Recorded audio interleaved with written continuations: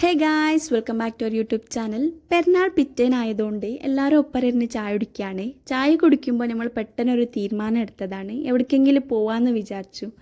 പോകാമെന്ന് വിചാരിക്കുമ്പോൾ തന്നെ സമയം ഏകദേശം 10:30 ആയിന് കേട്ടോ.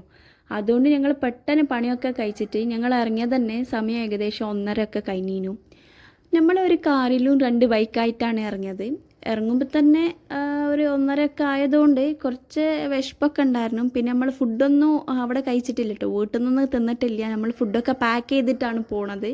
നമ്മൾ പോണ സ്ഥലമായാലോ ഫുഡ് കഴിക്കാനും നിസ്കരിക്കാനും എല്ലാത്തിനും സൗകര്യമുള്ളൊരു സ്ഥലമായതുകൊണ്ട് തന്നെ നമ്മൾ ഫുഡൊക്കെ പാക്ക് ചെയ്തിട്ടാണ് പോണത്. നമ്മൾ പോണ സ്ഥലം ഏതാണെന്ന് അറിയണ്ടേ? ഞങ്ങൾ പോണ സ്ഥലത്തിൻ്റെ പേരാണ് കൊടുവള്ളിയിലുള്ള കുറച്ച് ഉള്ളോട്ടേക്കുള്ള നേടുമല ഹിൽ പാർക്ക്. അതായത് കൊടുവള്ളിയിൽ നിന്ന് കുറച്ച് ഉള്ളോട്ടേക്കുള്ള ഏരിയ ആണ്. അവിടേക്ക് ബസ് കാര്യങ്ങളൊക്കെ ഉണ്ടോ എന്നുള്ളത് എനിക്ക് സംശയമാണ്. അതായത് ഞങ്ങൾ ഓൺ വെഹിക്കൽ ആയിട്ട് പോകണോണ്ട് നമുക്ക് അത്ര ഒരു ഐഡിയ ഇല്ല.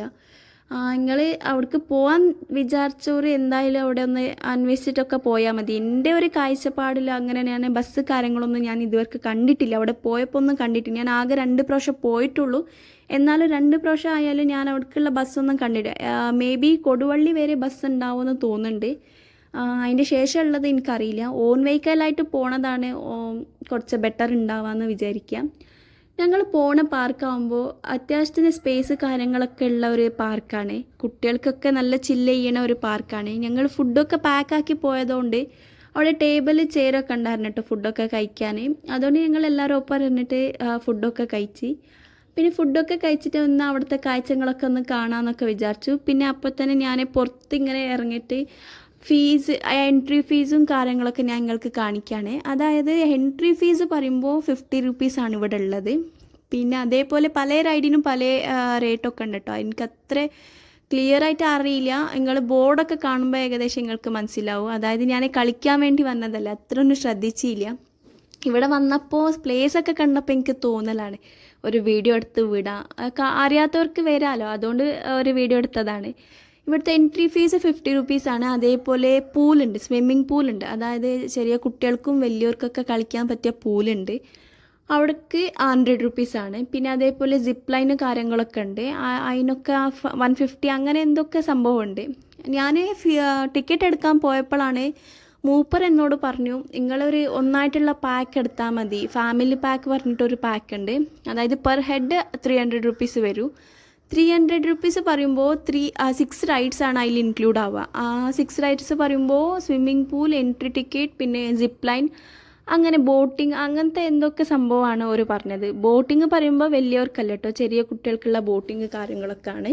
സിപ്പ് ലൈനിനും പിന്നെ സ്വിമ്മിങ് പൂളിനും ആകുമ്പോൾ തന്നെ 150, 100 പറയുമ്പോൾ 250 ആയില്ലേ. പിന്നെ നമ്മൾ എൻട്രി ഫീസ് പറയുമ്പോൾ 50 റുപ്പീസ് അതിൽ ഇൻക്ലൂഡ് ആയില്ലേ. പിന്നെ അല്ലാത്തൊരു 3 റൈഡും കൂടി അതിൽ കിട്ടും എന്നാണ് അവർ പറഞ്ഞത്. അപ്പോൾ ഞങ്ങൾ അതൊന്നും എടുത്തിട്ടില്ല. ബിക്കോസ് ഞങ്ങൾ വേറെ റൈഡിൽ നിന്ന് കയറാനല്ല കേട്ടോ ഞങ്ങളവിടെ ഇറങ്ങിയത്. അതായത് നമ്മൾ മെയിൻ റീസൺ തന്നെ സ്വിമ്മിങ് പൂളിലൊന്ന് ചില്ല് ചെയ്തിട്ട് വരാമെന്നൊക്കെ വിചാരിച്ചതാണ്. അങ്ങനെ പോയതുകൊണ്ട് നമ്മൾ വേറെ റൈഡ് കാര്യങ്ങളിലൊന്നും കയറിയിട്ടില്ല.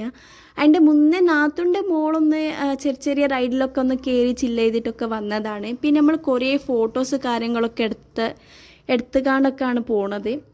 അതായത് അവിടെ നല്ലൊരു സ്പോട്ടാണ്, ഫോട്ടോഷൂട്ട് ചെയ്യാൻ പറ്റിയ ഒരു സ്പോട്ടാണ്. അതുകൊണ്ട് നമ്മൾ ഫോട്ടോസ് കാര്യങ്ങളൊക്കെ എടുത്ത്, പിന്നെ ഡ്രസ്സ് മാറ്റാനുള്ള സൗകര്യമൊക്കെ അവിടെ ഉണ്ട് കേട്ടോ. അതായതുകൊണ്ട് ഞങ്ങൾ ഡ്രസ്സ് കാര്യങ്ങളൊക്കെ നമ്മൾ പാക്ക് ചെയ്ത് പോയതാണ്. പിന്നെ അവിടെ എത്തിയപ്പോൾ പിന്നെ നമ്മൾ സ്വിമ്മിങ് പൂളിൽ ഇറങ്ങാൻ വേണ്ടി വേറെ ഡ്രസ്സൊക്കെ മാറ്റിയിട്ടാണ് ഇറങ്ങിയത്. ഇവിടുന്ന് വീട്ടിൽ നിന്ന് പോകുമ്പോൾ എല്ലാവരും ഇറങ്ങാനൊക്കെ വിചാരിച്ചിരുന്നു. പക്ഷെ അവിടെ എത്തിയപ്പോൾ നല്ല ആളിൻ്റെ തിരക്കുണ്ടായിരുന്നു. അതായത് പെരുന്നാൾ സീസൺ ആയതുകൊണ്ട് നല്ല ആൾക്കാരുണ്ടായിരുന്നു കേട്ടോ. 1-2 ആൾക്കാരൊന്നുമില്ല. നമ്മൾ ഇതിൻ്റെ മുന്നേ ഒരു പ്രാവശ്യം പോയപ്പോൾ സ്വിമ്മിങ് പൂളിൽ ആരും ഇല്ലേ, നമ്മളെ ഫാമിലി മാത്രമേ ഉണ്ടായിട്ടുള്ളൂ. പക്ഷേ ഈ പ്രാവശ്യം പോയപ്പോൾ എത്രയേ കുട്ടികളും വലിയവരും എല്ലാവരും കൂടി ഉള്ളതുകൊണ്ട് വലിയവർക്കൊക്കെ മടിയായിട്ടോ ഇറങ്ങാൻ. അതുകൊണ്ട് ഉമ്മ എൻ്റെ നാത്തൊന്നും ഇറങ്ങിയിട്ടില്ല. പിന്നെ നമ്മൾ മാത്രം ഇറങ്ങിയിട്ട് കുട്ടികളെ പോലെ തന്നെ ഞങ്ങളും കുറേ കളിച്ചിട്ടോ. എൻ്റെ ചെറിയ മോനാണ്, ഓനക്കിപ്പോൾ ഒരു 2 വയസ്സിൻ്റെ അടുത്തായിട്ടുള്ളൂ. പക്ഷെ ഓനക്കും കൂടി ഇറങ്ങി കളിക്കാൻ പറ്റിയൊരു സ്വിമ്മിങ് പൂൾ ആയതുകൊണ്ട് നമ്മൾ ധൈര്യത്തിൽ ഓനെ ഇറക്കിയിരുന്നു. അപ്പോൾ ഓന് നല്ല എൻജോയ് ചെയ്തിട്ടൊക്കെയാണ്. അത് കാണുമ്പോൾ തന്നെ നമുക്ക് നല്ല സന്തോഷമാണല്ലോ. നിങ്ങൾ ഈ ഭാഗത്തേക്കുള്ളവരായാലേ നിങ്ങൾ എന്തായാലും മസ്റ്റ് വിസിറ്റ് പ്ലേസ് എന്ന് ഞാൻ സജസ്റ്റ് ചെയ്യാം. ഈ ഭാഗത്തേക്കുള്ള ആൾക്കാർ എന്തായാലും അവിടെ ഒന്ന് പോയി നോക്കുക. വലിയ ചിലവൊന്നുമില്ല, ചെറിയ ചിലവിൽ തന്നെ പാർക്കിലൊക്കെ എൻജോയ് ചെയ്തിട്ടൊക്കെ വരിക. അതായത് നിങ്ങൾക്ക് തന്നെ ഞാൻ പറഞ്ഞില്ലേ, നിങ്ങൾ വേറെ റൈഡിലൊന്നും കയറാതെ ജസ്റ്റ് എൻട്രി ഫീസും പിന്നെ സ്വിമ്മിംഗ് പൂളിൻ്റെതൊന്ന് എടുത്താൽ മതി.